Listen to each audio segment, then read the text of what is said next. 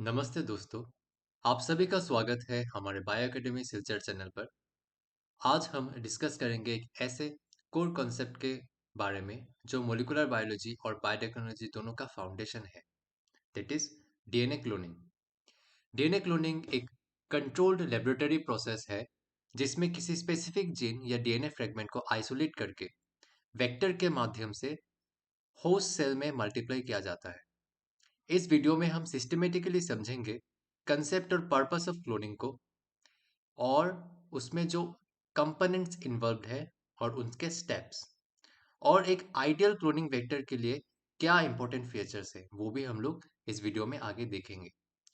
साथ ही हम डिस्कस करेंगे multiple cloning vectors, common technical issues जैसे वेक्टर रीलाइगेशन या रॉन्ग ओरिएंटेशन और उनके प्रैक्टिकल सॉल्यूशंस के बारे में। आगे हम देखेंगे types of cloning vectors, mechanism, modern cloning strategies और उनके मेजर एप्लीकेशंस रिसर्च और बायोटेक्नोलॉजी में क्या है। ठीक है, तो चलिए शुरू करते हैं।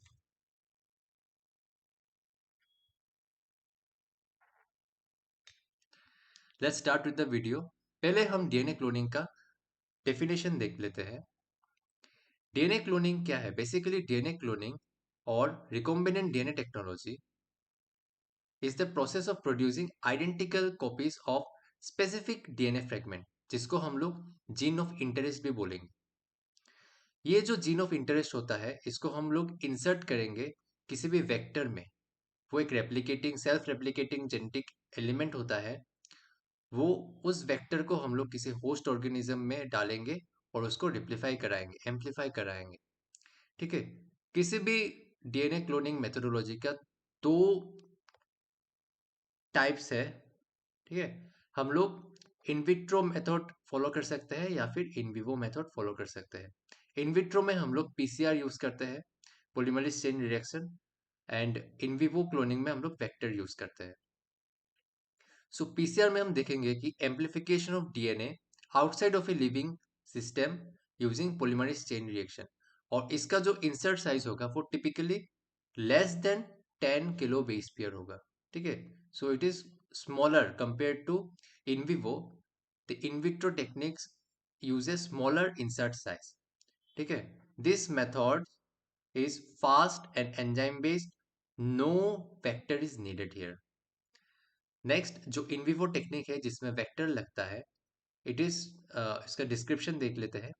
So gene of interest will be inserted into a vector and replicated inside a living host.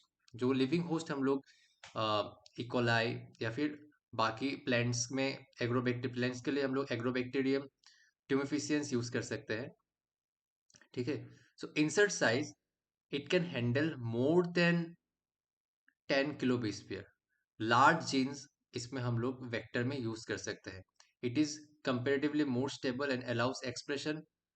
ठीक है, and also helps in library construction, genetic library या फिर सीडीएनए लाइब्रेरी कंस्ट्रक्शन में भी हेल्प करता है।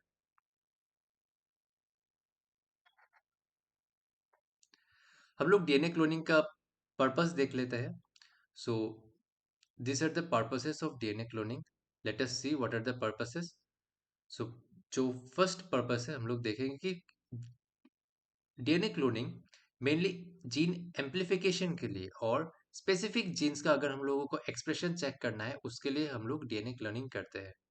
ठीक है, एक किसी भी जीन का रेगुलेशन कैसा हो रहा है, वो किस टाइप का एक्सप्रेशन शो कर रहा है, उसका रेगुलेशन के लिए क्या क्या मेथोडोलॉजी यूज कर सकते हैं वो हम लोग डीएनए क्लोनिंग से पता लगा सकते हैं।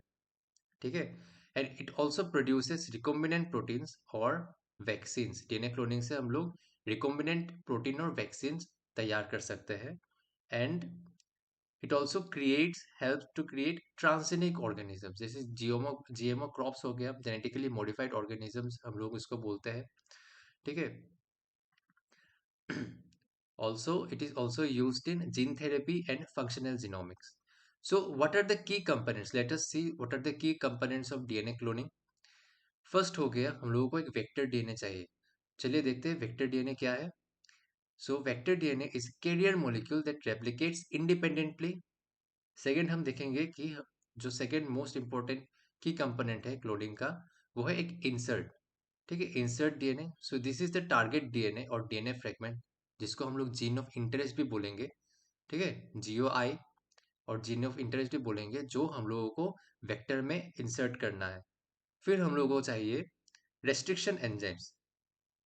रेस्ट्रिक्शन एंजाइम्स का दूसरा नाम है molecular scissors. For example EcoRI, HIND3, then BAM, H1, these are the restriction enzymes. Then हमको ज्वाइन लगाने के लिए डीएनए लाइगेज चाहिए, जो लाइगेशन करेगा, सील करेगा वेक्टर इंसर्ट जंक्शन को। ठीक है, this is an very important term, vector insert junction. ठीक है, ये जो डीएनए लाइगेज है, this seals the vector insert junction. Then हम लोगों को होस्ट सेल चाहिए एंड सम सिलेक्टेबल मार्कर्स। ठीक है, selectable markers are antibiotic resistance और रिपोर्टर जीन्स। ठीक है, सिलेक्टेबल मार्कर्स का दूसरा नाम क्या है? Reporter genes. Okay, let us proceed. So ये एक ओवरऑल वर्कफ्लो है मॉलिक्यूलर क्लोनिंग का। पहले तो हम लोगों को वेक्टर चाहिए, ये वेक्टर है, वेक्टर को हम लोग रेस्ट्रिक्शन डाइजेशन करेंगे। रेस्ट्रिक्शन डाइजेशन करने के बाद हम लोगों को ये इंसर्ट होगा डीएनए फ्रेगमेंट, और हम लोगों का जीओआई, जीन ऑफ इंटरेस्ट होगा। इसको हम लोग क्या करेंगे? इसको इंसर्ट करेंगे यहाँ with the use of DNA ligase. Then हम लोग ट्रांसफॉर्मेशन करेंगे। ट्रांसफॉर्मेशन करने के बाद कॉलोनी इनोकुलेट करके उसका प्लाज्मिड को प्यूरिफाई कर लेंगे। प्लाज्मिड प्यूरिफिकेशन अगर आपको देखना है तो हमने पिछले वीडियो में डीएनए आइसोलेशन का एक वीडियो बनाया है, उसमें आप लोग आराम से देख सकते हैं। उसका डिस्क्रिप्शन में उसका लिंक मैं डिस्क्रिप्शन में डाल दूंगा। ठीक है, उसके बाद हम सेंगर सीक्वेंसिंग कर लेंगे। सीक्वेंसिंग करने के बाद हम लोगों को जीन का सीक्वेंस पता चल जाएगा। चलिए देखते हैं डीएनए क्लोनिंग का स्टेप्स क्या है। सो फर्स्ट जो स्टेप है वो है आइसोलेशन। आइसोलेशन ऑफ डीएनए मैंने स्टेप बाय स्टेप पिछले वीडियो में दिखाया था। तो हम लोग डीएनए को आइसोलेट कर देंगे। आइसोलेट करने के बाद हम लोग को ये ख्याल रखना पड़ेगा कि हम लोगों को दोनों का डीएनए आइसोलेट करना पड़ेगा, इंसर्ट का भी, जो हम लोगों का जीन ऑफ इंटरेस्ट होगा, और वेक्टर का भी। ठीक है, सो बाय मेंटेनिंग द इंटीग्रिटी हम लोगों को डीएनए फ्री एनवायरनमेंट रखना है, नहीं तो अगर अगर डीएनए रह गया तो वो डीएनए को डिग्रेड कर देगा। सेकेंड स्टेप जो है होगा हम लोगों का रेस्ट्रिक्शन डाइजेशन। ठीक है, बोथ डीएनए, दोनों डीएनए को हम लोगों को डाइजेस्ट करना पड़ेगा with the same restriction enzyme, ताकि कंपेटेबल कोहेसिव एंड्स बने, ताकि वो ज्वाइन कर सके। ठीक है, स्टिकी एंड्स प्रेफर्ड है for facilitating stronger and directional ligation. Third step पे हम लोग लाइगेशन करेंगे with the help of DNA ligase. ठीक है, it requires ATP, it is very important. The process of DNA ligation requires ATP and Mg2+। फिर हम लोग इसको 16 डिग्री सेंटीग्रेड में ओवरनाइट रख सकते हैं। देन स्टेप 4 में हम लोग ट्रांसफॉर्म करेंगे। ट्रांसफॉर्मेशन में हम लोग देखेंगे कि वो जो जीन ऑफ इंटरेस्ट है वो एक्चुअली वेक्टर में आया कि नहीं, वो हम लोग ट्रांसफॉर्मेशन में चेक करते हैं। ठीक है, transfer the recombinant plasmid into competent bacterial cells. हम लोग मेथड यूज कर सकते हैं calcium chloride treatment plus heat shock and electroporation high voltage pulses. ठीक है, स्टेप 5 में हम देखेंगे सिलेक्शन एंड स्क्रीनिंग, कैसे हम लोग सिलेक्ट कर सकते हैं और स्क्रीन कर सकते हैं। सो ट्रांसफॉर्म सेल्स को हम लोग सिलेक्ट करेंगे यूजिंग एंटीबायोटिक रेजिस्टेंस मार्कर। ठीक है, सो ब्लू वाइट स्क्रीनिंग हम लोग कर सकते हैं based on leg Z gene disruption. Leg Z के बीच में अगर हमारा जीन ऑफ इंटरेस्ट ट्रांसफॉर्म हो गया, आ गया, तो हम लोग इसको सिलेक्ट कर सकते हैं, स्क्रीन कर सकते हैं, स्क्रीन आउट कर सकते हैं। इसी तरीके से हम लोग स्टेप 6 में देखते हैं expression and amplification. So inside host recombinant DNA replicates and expresses the gene of interest. Okay, so expression driven by specific promoters such as LEC, T7 और CMB। ठीक है, चलिए आगे बढ़ते हैं। So this is the procedure, this is the diagrammatic representation of the procedure. Let us see। ये हम लोगों का जीन ऑफ इंटरेस्ट है, जो हमारा इंसर्ट है and this is the vector. Okay, so this is the restriction site after giving the restriction enzymes. Restriction enzymes देने के बाद ये रेस्ट्रिक्शन एंजाइम्स क्या करेंगे, यहाँ पर कट लगाएंगे. ठीक है, ये कट लगाने के बाद स्टिकी एंड्स प्रोड्यूस होगा. उसी तरीके से जीन ऑफ इंटरेस्ट में भी हम लोग रेस्ट्रिक्शन एंजाइम्स यूज करेंगे, सेम रेस्ट्रिक्शन एंजाइम्स यूज करेंगे, ताकि क्योंकि रेस्ट्रिक्शन साइट्स भी सेम है. उसके बाद यहाँ पर भी स्टिकी एंड्स प्रोड्यूस होगा. फिर हम लोग डीएनए लाइगेज देंगे. डीएनए लाइगेज इन दोनों एंडों को जोड़ देगा. जोड़ने के बाद हम लोगों का ट्रांसफॉर्म्ड प्लाज्मिड रेडी है. ठीक है, और एक मेथड हम लोग पीसीआर में, ये तो हो गया इन विवो. ठीक है, जहां पर हम लोग वेक्टर यूज करते हैं. इन विट्रो में हम लोग पीसीआर में कर सकते हैं with the help of TA cloning method. TA means thymine and A for adenine. ठीक है, हम लोग क्या करेंगे, ये जो इंसर्ट है, इंसर्ट में हम लोग ए ओवरहैंग लगा देंगे with the help of Taq DNA polymerase and D ATP. ठीक है, डीऑक्सी एटीपी. एंड जो वेक्टर है, वेक्टर को रेस्ट्रिक्शन डाइजेस्ट करने के बाद उसमें हम लोग टी ओवरहैंग लगा देंगे, थाइमिन ओवरहैंग लगा देंगे with the help of terminal transferase. Terminal transferase क्या करेगा, डी टीटीपी से, ठीक है, डीऑक्सी डीडीऑक्सी टीटीपी से थाइमिन लेके उसको यहाँ पर लगा देगा और टी ओवरहैंग प्रोड्यूस हो जाएगा.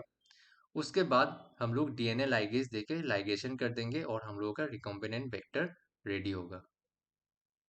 Okay, so this procedure is clear. चलिए आगे बढ़ते हैं. अभी हम एक आइडियल डीएनए वेक्टर का कुछ फीचर्स देख लेंगे कि आइडियल डीएनए वेक्टर कैसा होता है, कैसा होना चाहिए. उसमें ओरिजिन ऑफ रेप्लिकेशन होना चाहिए. ठीक है, ओरिजिन ऑफ रेप्लिकेशन का फंक्शन क्या है, it enables independent replication in host. उसका एग्जांपल है PBR322 का ओडी रीजन. ठीक है, origin of replication region. Next, एक आइडियल क्लोनिंग वेक्टर में उसका सिलेक्टेबल मार्कर होना चाहिए. सिलेक्टेबल मार्कर से हम लोग क्या पता कर सकते हैं, it allows the identification of transformants. ठीक है, for example ampicillin resistant, kanamycin resistant और टेट्रासाइक्ल रेजिस्टेंट. ठीक है, ऐसे और भी बहुत एग्जांपल है, मैंने ये 3 लिया है. नेक्स्ट हम देखेंगे एक आइडियल क्लोनिंग वेक्टर में मल्टीपल क्लोनिंग साइट्स होना चाहिए. ठीक है, so a region contain what are MCS और multiple cloning sites. This it is a region containing multiple unique restriction enzyme recognition sites. ये जो यूनिक रिकॉग्निशन साइट्स है, जैसे इकोआरआई का एक यूनिक रिकॉग्निशन साइट होगा, HIND3 का एक अलग रिकॉग्निशन साइट होगा. ठीक है, उसी तरीके से यूनिक रिकॉग्निशन साइट्स में ये कट करेंगे, ये रेस्ट्रिक्शन एंजाइम्स कट करेंगे. लोकेटेड, वो कहाँ लोकेटेड होगा, located with in A reporter gene. वो एक रिपोर्टर जीन के अंदर लोकेटेड होगा, फॉर एग्जांपल लेगजेड और GFP. ठीक है, जिससे हम लोग विजुअली उसको स्क्रीन आउट कर सकते हैं. It allows insertion, flexibility, then directional change and easy gene swapping. ठीक है, MCS PUC19 में हम लोग देखते हैं, एक एग्जांपल लिया है मैंने.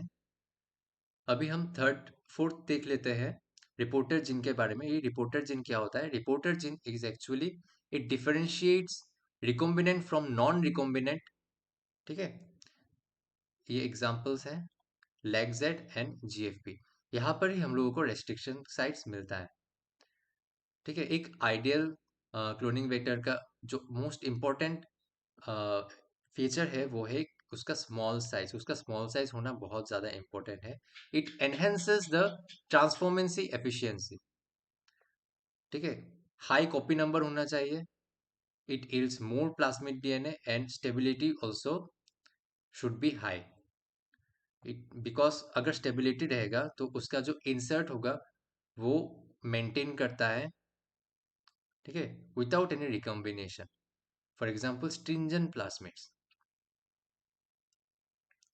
सो MCS और मल्टीपल क्लोनिंग साइट हम लोग स्ट्रिंजेंट और रिलास प्लाज्मिड्स में देख लेते हैं. जो टाइप्स ऑफ प्लाज्मिड होता है, ठीक है, दो टाइप का मेनली प्लाज्मिड होता है, एक स्ट्रिंजेंट प्लाज्मिड होता है और एक रिलैक्स प्लाज्मिड होता है। स्ट्रिंजेंट प्लाज्मिड क्या होता है देख लेते हैं। So MCS has few essential restriction sites to keep the plasmid stable for large or toxic DNA inserts used mainly for in vivo cloning. In vivo cloning के लिए, ठीक है, सो स्ट्रिंजेंट प्लाज्मिड में बहुत ही कम रेस्ट्रिक्शन साइट होता है और ये बहुत ज़्यादा एसेंशियल होता है because it keeps the plasmid stable for large और toxic DNA inserts used mainly for in vivo cloning. जैसे वेक्टर बेस्ड क्लोनिंग में स्ट्रिंजेंट प्लाज्मिड बहुत ज़्यादा यूज होता है, ठीक है। एंड रिलैक्स प्लाज्मिड हम लोग देख लेते हैं क्या है। रिलैक्स प्लाज्मिड हैज जैसे MCS has many closely spaced restriction sites often inside LAGZ for easy insertion and screening of small DNA fragment। ये जो DNA fragment insert size होगा वो जनरली 10 किलो बेस पेयर से छोटा होता है, ठीक है। And it is used in vitro cloning. कुछ कॉमन जो प्रॉब्लम होता है क्लोनिंग में वो हम लोग देख लेंगे। So the main problems are that vector gets religated with no insert, ठीक है। Sometimes the cut plasmid closes back on itself without insert forming an empty vector. So क्या होता है ना, प्लाज्मिड जो है, प्लाज्मिड वो रिलाइगेट कर देता है उसमें जीओआई इंसर्शन के पहले ही। सो टू स्टॉप दिस, इसको स्टॉप करने के लिए हम लोगों को क्या करना पड़ेगा, हम लोगों को एल्कलाइन फॉस्फेट से ट्रीट करना पड़ेगा। अगर हम लोग एल्कलाइन फॉस्फेट से ट्रीट करेंगे तो जो 5 प्राइम का फॉस्फेट होता है ना, तो फास्ट 5 प्राइम का फॉस्फेट उसको वो हटा देगा, हटा के हाइड्रोक्सिल ग्रुप लगा देगा। So it can not rejoin by itself, okay. Concatemerization का मीनिंग क्या है, ये एक प्लाज्मिड है, अगर ऐसा हो गया इसके अंदर एक में और एक घुस गया तो ये इसको इस प्रोसीजर इस फेनोमेना को बोलते हैं कॉन कैटामराइजेशन। सो कॉन कैटामराइजेशन हम देख लेते हैं क्या है। So during ligation multiple plasmid molecules can accidentally join end to end forming long chains, जिसको हम लोग कॉन कैटामर्स भी बोलते हैं। सो इसको प्रिवेंट करने के लिए हमें क्या करना पड़ेगा, हमको ज्यादा ज्यादा इंसर्ट हमको डीएनए का देना पड़ेगा। उसका जो रेशियो रहेगा वेक्टर के मुकाबले वो 3:1 रेशियो रहेगा, ठीक है। फिर और एक प्रॉब्लम जो होता है वो है wrong orientation of the insert का अगर रॉन्ग ओरिएंटेशन हो गया तो फिर क्या होगा, ऑपोजिट डायरेक्शन में अगर चला गया तो वो क्या होगा। सो इसको फिक्स करने के लिए हम लोग क्या करते हैं, इसको फिक्स करने के लिए हम लोग दो डिफरेंट काइंड का रिस्ट्रिक्शन एंजाइम यूज करेंगे ताकि जो जीन है वो एक ही डायरेक्शन में इंसर्ट हो, ठीक है। So forcing the gene to insert in only one direction। Next जो मिस्टेक हो जाता है, प्रॉब्लम हो जाता है, वो है मल्टीपल कॉपी इंसर्शन। एक ही जीन का मल्टीपल कॉपीज इंसर्ट हो जाता है। सो इसको अवॉइड करने के लिए क्या करेंगे, हम लोग लो कॉपी नंबर यूज करेंगे, जैसे बैक्टीरियल आर्टिफिशियल क्रोमोसोम, ठीक है, ये यूज कर सकते हैं। या फिर रिकॉम्बिनेस बेस्ड सिस्टम्स भी हम लोग यूज कर सकते हैं, फॉर एग्जांपल क्रिलॉक सिस्टम और गेटवे सिस्टम, जो सिंगल कॉपी इंसर्शन को कंट्रोल करता है। चलिए आगे बढ़ते हैं। तो अभी जो हम लोगों ने सीखा उसको हम लोग क्विक रिवीजन कर लेते हैं, ठीक है। सो रीलाइगेशन के लिए हम लोगों ने देखा कि अगर रीलाइगेशन अवॉइड करना है तो हम लोगों ने देखा कि हम लोगों को 5 प्राइम फॉस्फेट को निकालना पड़ेगा। तो 5 प्राइम फॉस्फेट को निकालने के लिए हम लोग एल्कालाइन फॉस्फेटेज यूज करते हैं। कॉनकैटामर्स जो फॉर्म होता है, सो कॉनकैटामर फॉर्म ना हो इसलिए हम लोग क्या करेंगे, इंसर्ट का मात्रा बढ़ा देंगे। ओरिएंटेशन अगर रॉन्ग हो तो उसको हम लोग कैसे सॉल्व करेंगे, उसको हम लोग डिफरेंट एंजाइम्स देके सॉल्व करेंगे ताकि जिनको हम लोग फोर्स कर सके कि वो सिंगल वे में ही इंसर्ट हो। अगर मल्टीपल कॉपी हो गया तो हम लोगों को लो कॉपी वेक्टर यूज करना पड़ेगा, for example bacterial artificial chromosome, ठीक है। सो हम लोग यहाँ पर देख लेंगे कि major types of cloning vector क्या क्या है। सो ये कॉलम्स में हम लोग देखेंगे vector type, insert size, host और कुछ एग्जांपल और उसका एप्लीकेशन। सो प्लाज्मिड जो वेक्टर होता है उसका insert size 10 kilo base pair से छोटा होता है और होस्ट नॉर्मली इकोलाई है। उसका एग्जांपल पीबीआर 322, पीयूसी 19 ये सब है। बैक्टीरियोफाज आप लोग देख सकते हैं, उसका insert size around 9 to 23 kilo base pair होता है। Cosmid, then BAC, YAC, PAC, PAC is P1 derived artificial chromosome. वो सबसे बड़ा होता है। फॉर एग्जांपल देखिए 100 से 300 किलो बेस पेयर उसका साइज होता है, इंसर्ट साइज होता है। और वो मेनली इकोलाई में उसका होस्ट होता है, इकोलाई होता है उसका होस्ट। और वो स्टेबल होता है एंड रिकॉम्बिनेशन भी उसका लो होता है। ठीक है, हम लोग एक्सप्रेशन वेक्टर्स यूज कर सकते हैं, शटल वेक्टर्स यूज कर सकते हैं, plant vectors for example Agrobacterium tumefaciens. Agrobacterium tumefaciens को नेचुरल इंजीनियर भी बोलते हैं और वो उसका एग्जांपल है टीआई प्लाज्मिड डेरिवेटिव्स। इससे हम लोग ट्रांसजेनिक प्लांट्स भी बना सकते हैं। Then viral vectors in host होता है मेमोरियल सेल्स। सो उसका एग्जांपल है एडिनोवायरस, लेंटिवायरस। ठीक है, तो हम लोगों को स्पेशल जो ध्यान देना पड़ेगा वो बैक्टीरियल आर्टिफिशियल क्रोमोसोम में देना पड़ेगा, क्योंकि it is most commonly used and it is an insert size of around 100 to 300 kilo base, और ये जीन सीक्वेंसिंग प्रोजेक्ट्स में भी यूज होता है मेनली। चलिए आगे बढ़ते हैं। जो मैकेनिज्म है वो हम लोग रिवाइज कर लेंगे थोड़ा। रेस्ट्रिक्शन डाइजेशन के लिए हम लोग साइट स्पेसिफिक डीएनए क्लीवेज करते हैं, उसके लिए हम लोग रेस्ट्रिक्शन एंडोन्यूक्लियेजेस यूज करते हैं। लाइगेशन के लिए हम लोग कोवलेंट ज्वाइनिंग ऑफ इंसर्ट और वेक्टर करेंगे, उसके लिए हम लोग डीएनए लाइगेज को यूज कर सकते हैं। ट्रांसफॉर्मेशन के लिए हम लोग डीएनए अपटिक हुआ है कि नहीं बाय द वेक्टर, इसके लिए हम लोग CaCl2 और इलेक्ट्रोपोरेशन का मेथड यूज कर सकते हैं। सिलेक्शन और स्क्रीनिंग के लिए हम लोग आइडेंटिफाई कर सकते हैं रिकॉम्बिनेंट्स को बाय यूजिंग एंटीबायोटिक और लेग जेड मार्कर्स।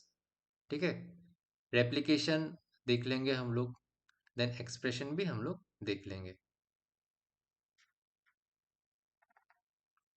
ये जो याद करने का अगर कुछ छोटा सा तरीका होगा तो ये मैंने कुछ न्यूमोनिक्स डाल दिया है। इससे हम लोग अच्छे तरीके से इजीली याद कर सकते हैं। फॉर एग्जांपल ये इधर देखिए, फर्स्ट जो कॉन्सेप्ट हम लोगों ने सीखा वो था वेक्टर फीचर्स। तो वेक्टर फीचर्स हम लोग ये न्यूमोनिक से हम लोग याद कर सकते हैं। OSMRS, ओ से OD, selectable marker, MCS reporter, and then its small size. These are the most favorable characters for a cloning vector. Then हम लोग क्लोनिंग स्टेप्स को भी एक निमोनिक से सीख लेंगे। IRLSTSE, ठीक है, IRLSTSE। जैसे देखिए isolation, then next step is restriction, enzyme से treatment, then ligation, transformation, screening and expression. Then हम लोग वेक्टर साइज का ऑर्डर देख लेंगे, ये बहुत इंपॉर्टेंट है एग्जाम पर्सपेक्टिव से भी। चलिए देख लेते हैं। सो इस निमोनिक से हम लोग याद रख सकते हैं, please bring cool big yellow pops. It is very I know, but let us remember like this so that we must not forget in the exam. Please bring cool bag yellow pops। जैसे सबसे जो छोटा होता है वो plasmid में bacteriophage, then cosmid, then bacterial artificial chromosome, yeast artificial chromosome, then P1 derived artificial chromosome. ठीक है, नेक्स्ट हम देखेंगे कि मॉडर्न डीएनए क्लोनिंग टेक्निक्स में कौन सा मेथड्स हम लोग यूज करते हैं और अभी बायोटेक्नोलॉजी में करेंटली कौन सा मेथड्स यूज होता है। टीए क्लोनिंग के बारे में मैंने पहले डिस्कस किया है कि हम लोग टेक पॉलीमरेज से ए ओवरहैंग एंड टी ओवरहैंग लगा के वेक्टर में और इंसर्ट में उसको लाइगेट करके हम लोग एम्पलीफाई कर सकते हैं। इसका जो एडवांटेज है इस प्रोसीजर का, it is very simple and enzyme free. Next जो प्रोसीजर है, मेथड है, हम लोग देखेंगे कि वो है किप्सन असेंबली। इसमें हम लोग एक्सोन्यूक्लियस, पॉलीमरेज और लाइगेज का यूज़ कर सकते हैं।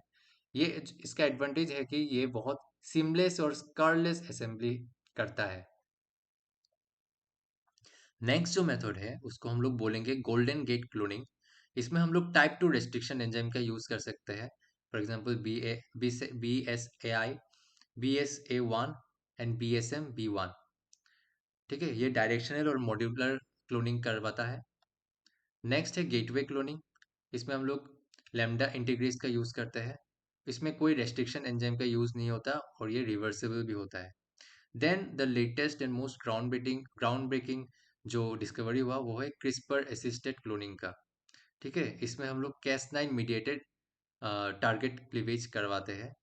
It is very precise and programmable also. चलिए हम लोग कुछ एप्लीकेशन देख लेते हैं डीएनए क्लोनिंग का। DNA cloning can be used in gene expression and regulation studies, recombinant protein and enzyme production, functional genomics, vaccine development, gene therapy, transgenic plants and animals, and synthetic biology। कुछ हम लोग revision कर लेते हैं। हम लोग देखेंगे कि हम लोगों ने पूरा अभी क्या पढ़ा सब में। सो इन विट्रो क्लोनिंग के लिए हम लोग पीसीआर बेस्ड एम्प्लीफिकेशन करते हैं। उसमें insert size less than 10 KB रहता है।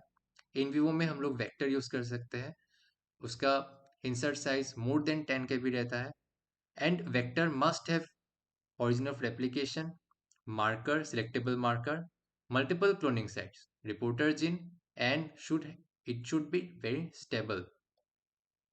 टू अवॉइड सेल्फ लाइगेशन हम लोग अल्कालाइन फॉस्फेटिस का यूज कर सकते हैं। ठीक है, डायरेक्शनल क्लोनिंग के लिए हम लोग 2 रेस्ट्रिक्शन साइट का यूज कर सकते हैं। एंड स्क्रीनिंग के लिए हम लोग ब्लू वाइट मेथड यूज कर सकते हैं। ठीक है, न्यू मेथड्स में हम लोगों ने देखा कि गिब्सन मेथड है, गेटवे मेथड है एंड क्रिस्पर असिस्टेड मेथड भी है। चलिए आगे बढ़ते हैं। अभी हम लोग देखेंगे कि डीएनए क्लोनिंग के डिस्कवरीज में जो मेजर कंट्रीब्यूशन है वो किसका किसका है और उसका टाइमलाइन क्या है, कहाँ से डीएनए का एक्चुअली स्टोरी शुरू हुआ है। So in the period of 1944 Avery MacLeod and McCarty, उन लोगों ने क्या किया, उन लोगों ने पहले डीएनए को as a genetic material isolate recognise किया स्ट्रेप्टोकोकस निमोनिया में। ठीक है, और ये प्रूव किया कि डीएनए प्रोटीन नहीं है बल्कि सॉरी डीएनए ही हेरिडिटरी इंफॉर्मेशन कैरी करता है for all the cloning work. 52 में हर्शी एंड चेज ने कंफर्म किया कि DNA is the molecule of inheritance. And in 1953 Watson and Crick also showed that DNA has a double helix structure। ठीक है, ऐसे ही बहुत सारे साइंटिस्ट ने इन द कमिंग ईयर्स उन लोगों ने कंट्रीब्यूट किया to the better understanding of DNA. And उसमें से ब्रेक थ्रू हुआ, जैसे एग्जाम बेसिस में नाइन के लिए इम्पोर्टेंट, बहुत ज़्यादा इम्पोर्टेंट है पॉलीमरेज चेन रिएक्शन का पीसीआर का डिस्कवरी, जो जिसके लिए रिस्पॉन्सिबल है Kary Mullis. So he is the pioneer for discovering the technique of polymerase chain reaction. ठीक है, फिर uh, अभी recently in the year 2012 CRISPR Cas9 gene mediated gene editing का डिस्कवरी हुआ। It was discovered by Jennifer Doudna and Emmanuelle Charpentier. Okay, so it revolutionized the cloning and precise programmable in vivo gene insertion or correction. So these are the history and हम लोग आगे भी देखेंगे और next in the coming videos कि DNA cloning में कौन से रेस्ट्रिक्शन एंजाइम्स यूज होते हैं। So thank you so much for the patience and please subscribe to our channel. अगर आप लोगों को हमारा कंटेंट, हम लोगों का स्टडीज़ जो हम लोग लाते हैं टॉपिक्स के बारे में, वो आप लोगों का अगर अच्छा लगता है तो हम लोगों का चैनल को सब्सक्राइब कीजिए और थम्स अप दीजिए। ताकि हम लोग और भी ऐसे कंटेंट ला सके in future. Thank you so much.